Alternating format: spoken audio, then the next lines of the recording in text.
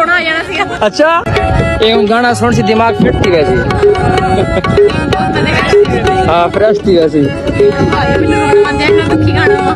ना ना बड़ा वीआईपी गाना। ओहो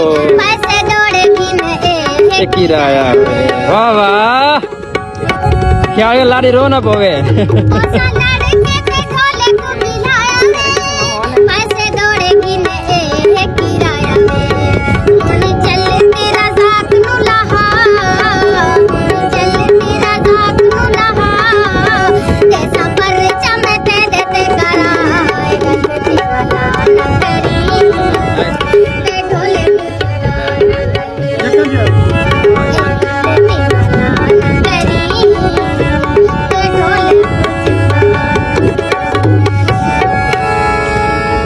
वाह वाह वाह वाह वाह किमें लगे आप सॉन्ग?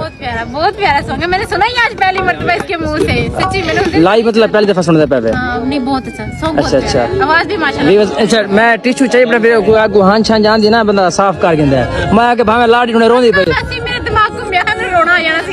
अच्छा